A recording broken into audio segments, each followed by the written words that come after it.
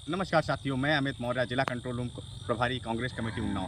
साथियों, आज मैं आप लोगों को बताना चाहता हूं, साथियों जिस तरीके उन्नाव जनपद में और उत्तर प्रदेश में साथियों गुंडा राज कायम है। एक तरीके से मौजूदा सरकार का गुंडा राज कायम है। भाजपा द्वारा लगातार, चाहे वो किसान हो, नौजवान हो या कोई छात्र हो, सभी के ऊपर अत्याचार कर रहे हैं। साथियों, मैं आप लोगों को बताना चाहता हूं कि अभी जैसे कि हाल ही में बाराबंकी वाला कांड हुआ, उसमें रामस्वरूप यूनिवर्सिटी में छात्रों ने अपने एडमिशन को लेकर जिस तरीके उनके एडमिशन को फेक बताया जा रहा था, उस यूनिवर्सिटी की मान्यता प्राप्त नहीं थी। लगातार उनको गुमराह किया जा रहा था, क्योंकि उनके एक योगी सरकार में एक बहुत करीबी हैं योगी सरकार के प्रशांत जी।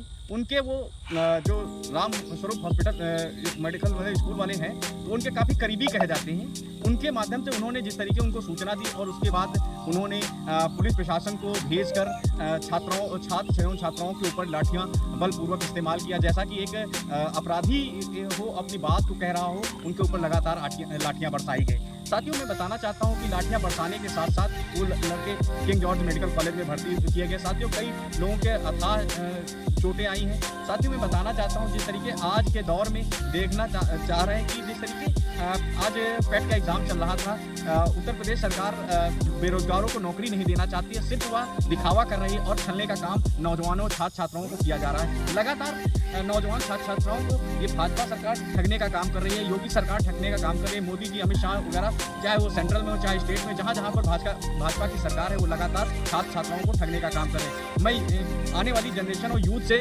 निवेदन करता हूँ कि वह ऐसी भाजपा सरकार को जड़ से उखाड़ फेंके, क्योंकि यहाँ भाजपा सरकार सिर्फ मनुस्मृतियों को लागू करके गुलाम बनाना चाहती है। साथियों, जिस तरीके पेट का एग्जाम हुआ, लगातार पेट के एग्जाम में आज मैंने देखा किस तरीके बेचारे बच्चे, चाहे वो छात्र हो, महिला हो, पुरुष हो, कोई भी हो, 400-500 किलोमीटर दूर से, 300-400 किलोमीटर से दूर से लगातार उन्नाव सेंटर देने आए। उन्नाव का सेंटर उठा के मथुरा और नोएडा, मेरठ इत्यादि इत्यादि, मतलब इतनी दूर भेजने का क्या कारण है?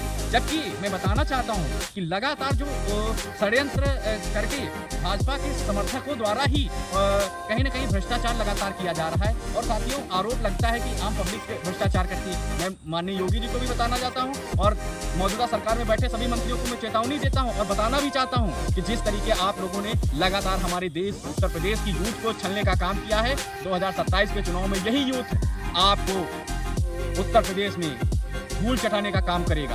क्योंकि आपने लगातार पेट के एग्जाम में मैंने देखा, आज बेचारे बच्चे पानी के लिए त्राह कर रहे थे, क्योंकि अगर वो पानी खरीदते हैं 20 रुपए की बोतल का आज पानी आता है, उनका कितना रुपए किराया लगता है, 500 रुपए, 250 रुपए, 200 रुपए आप लोग फीस, 125 रुपए फीस ले रहे थे एग्जाम की। आखिर क्यों? आखिर आप सेंटर एक जिले से दूसरे जिले में दे सकते थे, अगर आपको लगता है। और मेरा अपना मानना है कि जिस तरीके मैं भी छात्र जीवन में रहा हूँ और मेरा अनुभव है कि मैंने आज तक छात्र जीवन में किसी भी कॉम्पिटिटिव एग्जाम परीक्षा में धांधली नहीं की है। लेकिन मौजूदा सरकार को पता नहीं क्या लगता है, जबकि ये सारा भ्रष्टाचार मौजूदा सरकार में बैठे लोगों द्वारा किया जाता है। मैं और आप लोगों को बताना चाहता हूं कि मौजूदा सरकार आप सभी लोगों को नौकरियां देना ही नहीं चाहता है। ये भाजपा सरकार, एनडीए सरकार आप लोगों को नौकरियां नहीं देना चाहता है, क्योंकि ये नौकरियां देने नहीं चाहता, क्योंकि ये अपने चहेतों को आउटसोर्सिंग पर दे के नौकरियों को 50-50 हज़ार रुपये में बेचने का काम जिस तरीके मौजूदा सरकार द्वारा किया जा रहा है, ये अपने आप में बहुत ही बेहूदगी कह सकते हैं, बहुत ही बचकाना हरकत कर रहे हैं। मौजूदा सरकार लगातार छात्रों को छल रही है। मैंने एक उल्टा चश्मा यूसी में एंकर का कई सारी चीज़ें, उनके वीडियो देखे, मैं उनसे काफ़ी प्रभावित हुआ कि उन्होंने लगातार छात्रों के हित की बात की और किसानों पर जिस तरीके मौजूदा सरकार द्वारा अत्याचार किए गए उसके बारे में भी देखा।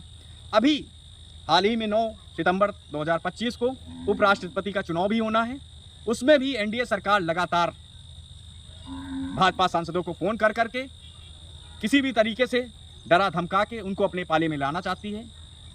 तो मैं साफ शब्दों में बताना चाहता हूँ, चाहे वो योगी जी हों, मोदी जी हों, अमित शाह हों, इंतजार की घड़ियां अब खत्म हो गई हैं। आने वाले 27 में आपको धूल चटाने का काम हमारी यूथ जनरेशन करेगी और आने वाले समय में आपको सत्ता से उखाड़ फेंकेगी।